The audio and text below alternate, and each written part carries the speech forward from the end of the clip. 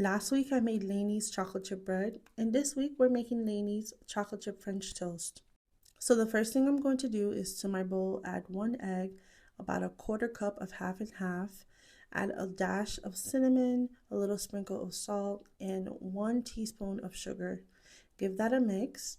And then I'm going to slice my bread. I ended up making 3 slices, 2 for me and 1 for my sister because she's not a huge French toast lover, but she definitely loved these. So I'm going to soak my bread into the custard and allow that to sit for like a minute or two. And to my hot pan, I'm going to add some butter and put the soaked bread right in. Allow that to crisp up. And when it's golden brown like this, give that a nice flip. It literally took about 2 minutes per size. So once they were cooked, I went ahead and plated them. I added a little bit more butter, some raspberries, and some blueberries that I'd washed, and lots of maple syrup, or a little.